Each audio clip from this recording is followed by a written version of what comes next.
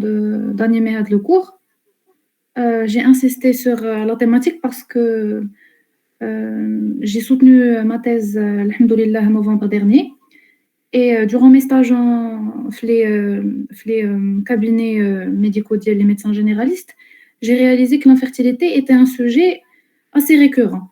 C'est très fréquent de recevoir des couples où une personne dans un couple qui se plaint d'infertilité. Alors, il faut savoir que c'est un problème de santé qui est assez complexe.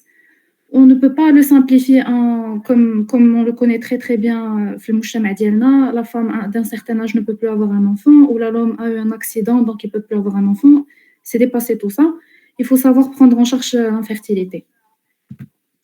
Alors déjà, il faut savoir ce que c'est que l'infertilité, parce qu'il y a trois thématiques très différentes. Il y a l'infécondité, l'infertilité ou la stérilité. La stérilité, j'aimerais qu'aucun généraliste ne puisse annoncer le diagnostic. Jamais n'annoncer le diagnostic de stérilité à un couple, parce que tout simplement, c'est quelque chose d'assez problématique où ça va créer des problèmes dans le couple où, en fait, on ne peut pas faire un diagnostic aussi hâtif. La stérilité, c'est l'impossibilité définitive d'avoir un enfant. Donc, on n'en parle presque jamais, ou là jamais en fait. Un généraliste qui se respecte n'en parlerait jamais. On a l'infécondité ou on a l'infertilité. Quand on parle d'infécondité, c'est quand on a un couple qui se plaint de ne pas avoir eu encore un enfant, ou qui n'a pas arrêté la contraception, etc. Donc, on parle d'infécondité quand il n'y a jamais eu de grossesse. Mais l'infertilité vraie, c'est quand on a un couple qui essaie d'avoir un enfant depuis plus d'un an, fait des rapports sexuels réguliers, corrects, pas de contraception, pas de troubles de santé apparents, mais qui n'arrivent pas à avoir un enfant. Donc l'infertilité, l'infécondité, ou la stérilité. L'infertilité, c'est assez intéressant parce que 15% des couples, donc 15% de la clientèle que vous allez recevoir en tant que généraliste, vont se plaindre de l'infertilité à un moment. On peut avoir soit l'infertilité primaire, un couple qui n'a jamais eu d'enfant auparavant, aucun des partenaires n'en a eu, ou là l'infertilité secondaire. Donc on peut avoir un couple qui a eu un enfant à 10 semaines et qui vient se plaindre d'incapacité à avoir un deuxième enfant, par exemple. Ou là, dans un couple, un des partenaires a déjà eu des enfants un mariage précédent. Alors l'infertilité, autant que problématique en soi, c'est une thématique assez large. Généralement, qu'il y a un tanaqud entre les ressources. Mais pour résumer les choses, on aime dire que 30% de l'origine est féminine, 30% est masculine, mais quand même 30% est mixte. Donc le problème vient des deux partenaires. Chez la femme, ça peut être un problème ovarien, comme ça peut être un problème tubaire, comme ça peut être un problème utérin, مثلا des polypes, des fibromes, des adhérences suite à des avortements, etc. Ou là des simples problèmes, les OPK, les 25% des femmes sont diagnostiquées BIROM. Chez l'homme, c'est un tableau assez intéressant. On peut voir un problème la qualité des spermatozoïdes, leur nombre, leur mobilité, etc. Donc, ça peut être un problème au niveau du spermatozoïde, comme ça peut être un problème de dysfonctionnement sexuel. C'est très fréquent, ça, les consultations générales de recevoir un homme qui a ces problèmes. Ou là, ça peut être l'infection génitale.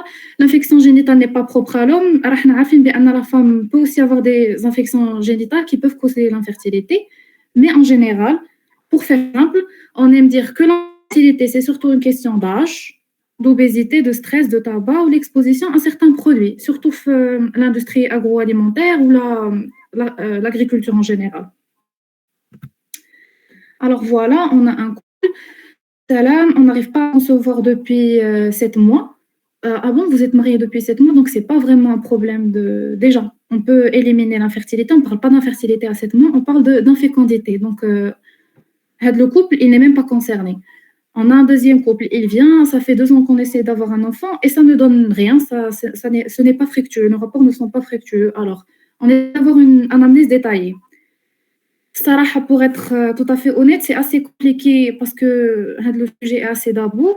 De parler d'avortement, de parler de contraception, désirer parler de partenaires, ou là c'est un partenaire qui en prend sans en parler à l'autre, le mode de vie, les infections, les IST, etc. C'est assez compliqué d'avoir une anamnèse détaillée, donc on fait de notre mieux. Ce qui est plus intéressant, c'est d'avoir deux consultations, le couple مفروق, la femme d'un côté et l'homme d'un côté, pour avoir un maximum d'informations concrètes. Après l'anamnèse, on essaie de passer à l'examen clinique. Il faut mettre à nu le patient, il faut tout voir. واش كاينين des signes génitaux, واش كاين une déformation باينه, واش كاين بعدا. C'est assez spectaculaire, mais des fois on a des patients اللي ما عندهمش les signes ديال الماتورité sexuelle déjà. ما عندهمش des poils, ما عندهمش enfin c'est très complexe, donc il faut savoir mettre à nu le patient. Après, il faut lui expliquer qu'il va falloir faire des bilans, des analyses, etc. Ça revêt de la spécialité du généraliste. Ce qui est de l'exploration approfondie, un généraliste peut demander. Donc, on a un couple qui consulte chez nous. On peut l'orienter chez un spécialiste pour faire ses examens et revenir avec les résultats.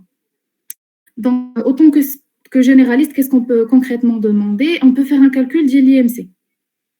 Un IMC bas, comme on le sait, كاين بزاف ديال البنات qui souffrent d'anorexie, elles ont même plus leur cycle menstruel. Donc un IMC bas peut indiquer une anovulation, il n'y a même pas d'ovulation. Au بالمقابل, un IMC qui est très élevé peut indiquer un syndrome des ovaires polykystiques qui conduit à l'infertilité. Il faut faire un dépistage de chlamydia, c'est beaucoup plus fréquent qu'on le pense. Il faut faire un examen de sperme chez l'homme, enfin un spermogramme tout simplement. Ça va nous donner une idée sur le volume, sur le nombre de spermatozoïdes, sur leur mobilité ou sur leur vitalité. Si on a un doute, on peut même aller jusqu'à demander une spermoculture pour voir s'il y a une infection. Et aussi, il faut savoir faire un bilan assez détaillé hormonal chez la femme ou chercher où est-ce qu'il y a une immunité contre la rubéole chez la femme. Enfin, pas chez la mère, chez la femme. Future mère, Inch'Allah. Aussi, un examen que je n'ai pas cité fait les investigations initiales parce qu'il y a une certaine réticence chez les couples, c'est la sérologie. Surtout, toxo, rubéole, VIH, hépatite B, hépatite C. Toxo et rubéole, c'est la femme, mais l'hépatite B, l'hépatite C ou le VIH, c'est un examen, c'est des analyses qu'il faut demander aux deux partenaires, justement. Mais qu'est-ce une certaine réticence, صراحة. Donc, pour parler de manière plus détaillée du test des bilans hormonaux qu'on peut demander à la femme, on a le LH sérique ou le FSH sérique, mais pour faire plus économique, on peut tout simplement demander la FSH au deuxième jour du cycle. On peut aussi faire un dosage de progestérone sérique, donc c'est 7 jours avant le cycle, avant la fin du cycle. L'AMH, l'hormone antimularienne, on ne la demande pas tout le temps, surtout chez les femmes qui ont dépassé 35 ans. Après, je vais vous expliquer l'intérêt de chacun de ces éléments. On peut aussi faire un test de fonction thyroïdienne parce qu'une thyroïdie, concrètement, donne souvent un trouble de la fertilité. On demande aussi la prolactine. C'est très fréquent de trouver une hyperprolactinémie chez les femmes d'un certain âge. Alors d'abord, autant que généraliste, qu'est-ce qu'on va comprendre de ces analyses? Déjà, on peut soit demander le bilan hormonal et orienter le patient chez un spécialiste des troubles d'infertilité quand on n'a pas un certain bagage.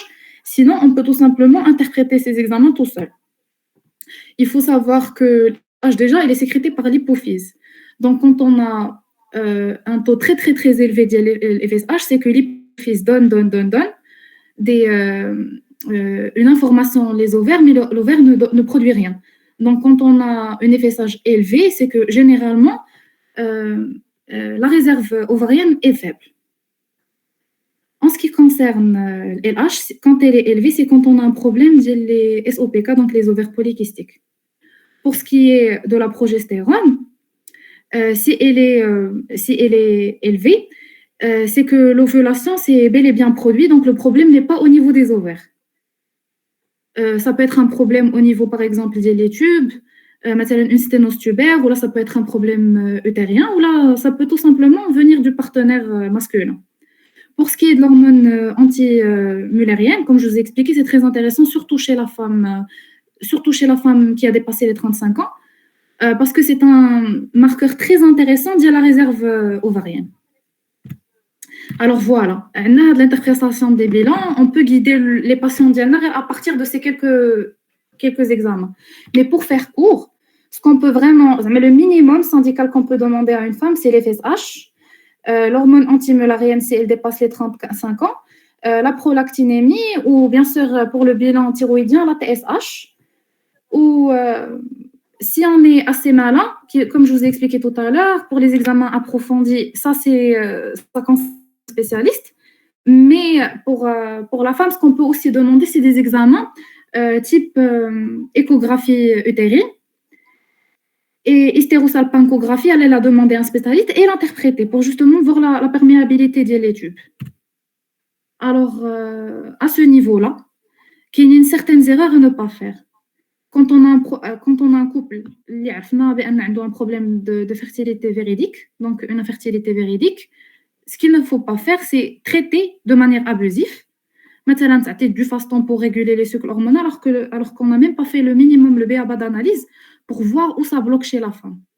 Donc, donner des traitements comme ça à l'aveugle, ça ne sert à absolument rien. Il ne faut surtout pas donner de diagnostic définitif trop hâtif. Comme je vous ai expliqué tout à l'heure, l'erreur les généralistes comme les gynécos, malheureusement, j'ai vu un tas de gynécos qui avaient fait ça, l'erreur avec leurs patients. مثلا كيجيهم un couple après 10 ans d'infertilité qui disent vous savez quoi, c'est de la stérilité, ça fait c'est bon, vous n'aurez plus jamais d'enfants et ça peut créer des problèmes de couple comme je vous ai expliqué. Donc il ne faut jamais donner un diagnostic définitif hâtif qui يبان لك le problème incurable. Il y aura inchallah une solution pour le couple. Un autre problème assez commun les patients qui souffrent d'infertilité, c'est quand les médecins ne les accompagnent pas correctement. يعني va faire les analyses بلاتي تنشوف رجع من هنا 3 شهور بلاتي سير دير لي واحد سبرموغرام اخر et le patient ne comprend pas ce qui se passe, il ne comprend pas l'intérêt de faire des spermogrammes distancés ou il ne comprend pas l'intérêt de faire des analyses sanguines à une date précise du cycle menstruel. Donc il faut savoir suivre son patient correctement et lui expliquer les étapes étape à étape. Aussi une problématique assez récurrente, il y a le manque de soutien psychologique. C'est quand on accuse un partenaire du problème du couple, la femme ou l'homme, on dit voilà, le problème vient de l'homme, basta, c'est fini, donc et le partenaire pense au divorce, il pense aux problèmes les plus graves, il pense, enfin voilà, vous pouvez imaginer, quand on n'apporte pas le soutien psychologique et quand on n'accuse pas un partenaire de la problématique, c'est mieux, je pense que c'est mieux. Alors, pour ce qui est des investigations supplémentaires, comme je vous ai dit chez la femme, pour faire simple, c'est l'FSH, l'hormone antimularienne pour les plus de 35 ans, la prolactine et la TSH. Aussi, quand on maîtrise, un généraliste devrait maîtriser ça, l'échographie pelvienne. Ça peut nous donner une idée sur le syndrome des ovaires polykystiques, comme ça peut nous donner une idée sur les problèmes utérins, comme ça peut aussi nous donner une idée sur les trompes. La perméabilité des trompes, parce que l'hystérosalpingue, l'infection des trompes, c'est c'est assez clair, l'écho pelvien. Voilà. Sinon, on peut, comme je vous ai dit, orienter le patient vers l'hystérosalpingographie ou la paroscopie chez des spécialistes. Alors, quand on parle d'infertilité autanique, qu'est-ce qu'il faut savoir? Ça, c'est des conseils qu'on peut donner à un patient, même la première consultation. C'est là, j'ai un problème avec mon partenaire. On fait l'anamnèse correctement. Après, on essaie de leur donner quelques conseils. Il a un IMC qui n'est pas très correct. On essaie de leur demander de tendre vers un poids plus correct, de faire une activité physique assez intéressante ou de réduire le stress. Parce que le stress, non seulement qui est affecté la qualité du cycle hormonal chez la femme, mais aussi qui a affecté le libido des deux partenaires. Donc, la réduction de stress, déjà, ça peut aboutir à quelque chose. Sinon, bien sûr, après analyse et après interprétation, les traitements médicamenteux. Maintenant, on va essayer de corriger le cycle menstruel chez la femme, on va essayer de traiter l'infection, on va essayer de voir là où ça bloque et de régler le problème. Ce qu'on connaît le plus fréquemment, surtout dans la culture occidentale, c'est les techniques de procréation médicalement assistée. C'est une thématique assez intéressante, Sarah, mais c'est compliqué à aborder parce qu'elle dépend de l'interprétation initiale du généraliste, comme elle dépend aussi de l'interprétation du gynéco. Donc, ça revêt surtout de la spécialité du gynéco. On parle d'insémination intra-utérine, c'est quand on a un problème مثلا في la perméabilité tubaire ou une glaire qui n'est pas chez la femme qui n'est pas fonctionnelle ou là un problème في le sperme المهم ça dépend. On peut aussi parler de la fécondation in vitro. Donc on prend l'ovule ou enfin on la féconde de manière in vitro. وكاين عاوتاني l'intracystoplasmic sperm injection. Donc, ce que je peux vous expliquer, c'est que l'assistance médicale à la procréation, c'est une thématique à part entière et c'est très intéressant. C'est une spécialité à part entière. Il y a des gens qui se spécialisent dans la problématique. Ou qu'il y a des fois la nécessité de passer à la chirurgie. Surtout quand on parle de problèmes comme le varicocèle ou l'endométriose ou les adhérences, etc. On est obligé de passer à l'acte chirurgical. Voilà. Donc, pour résumer, quand on est un généraliste et quand on a un couple qui nous parle d'infertilité, il faut déjà faire un dépistage correct. Différent entre l'infertilité, l'infécondité, la stérilité, ou comme je vous ai dit, la stérilité, c'est jamais à aborder. Faire le dépistage, trouver là où ça bloque. Après, il faut savoir communiquer de manière fluide avec le gynéco. Si le gynéco n'explique pas certaines choses, si l'expertise du gynéco s'arrête aux examens complémentaires, il faut accompagner et rassurer les patients. Et aussi, il faut savoir les soutenir leur chemin vers l'aboutissement à un enfant, Inch'Allah. Donc, الحاجة اللي كنبغي نركز عليها أنا هي l'importance ديال le soutien psychologique حيتاش les généralistes الصراحة ils ne prêtent pas trop attention à ça malheureusement. C'est facile de faire 20 consultations par jour, mais quand on n'apporte pas le soutien psychologique, on est sûr que dès que le patient ne va plus jamais revenir, ou ça va complètement détruire le couple, ou كاينين des couples qui finissent في الزنقة à cause de ça, des partenaires qui finissent في الزنقة, كتمشي الخدمة, كيمشي العائلة, صافي كلشي كيولي ضدهم. عندنا problème, c'est un tabou au Maroc, c'est même pas un problème, c'est un tabou, on n'en parle pas, on gère très mal.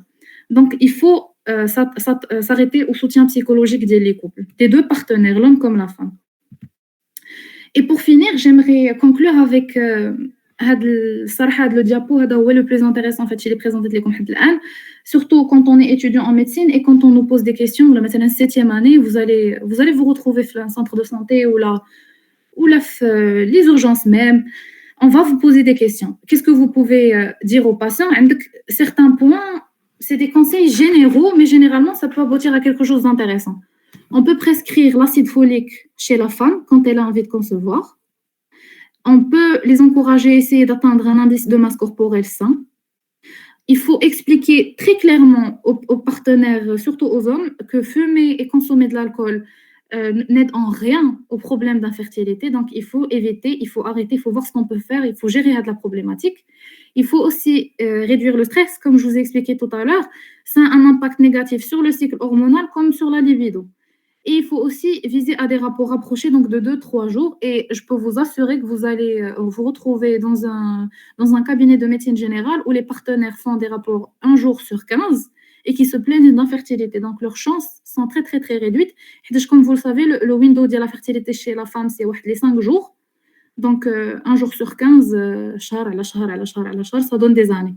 Donc essayez de viser des rapports assez rapprochés, 2 à 3 jours. Et aussi, le plus intéressant, et la chose, il faut savoir communiquer aux couples, surtout les nouveaux couples, comme les couples qui souffrent d'infertilité depuis plus de 10 ans, c'est qu'il faut savoir être patient. Parce que déjà, l'infécondité, comme je vous ai expliqué, c'est quand c'est moins de 1 an. Quand on a un couple qui essaie de concevoir depuis moins de 1 an, on ne parle même pas d'infertilité, on dit « صبر هيا جاية ». Et pour les couples, les tarouma, comme je vous ai dit, qui attendent enfant depuis 10 ans, il ne faut pas forcément croire aux 10 ans. Avec les 10 ans, il y a eu la contraception binata. Des fois, ça tarde. Des fois, on a des problèmes de santé qui n'ont pas été traités pendant des années. Donc, ça ne veut rien dire. Un couple qui n'arrive pas à concevoir depuis 6 ans, ça ne veut pas vraiment dire grand-chose tant qu'il n'y a pas eu un suivi régulier par un généraliste ou par un spécialiste de la problématique. Et pour conclure, j'aimerais dire que le médecin généraliste, il joue un rôle assez important et essentiel dans la problématique de l'infertilité parce que, comme vous le savez, par manque de moyens, par manque d'orientation, Les patients se retrouvent à faire des bilans à droite, à gauche. Les généralistes ne sont pas très informés par rapport à la problématique. Donc, il faut avoir certains BABA, il faut avoir une certaine base pour gérer ce problème. C'est tout. J'espère que le cours vous a plu.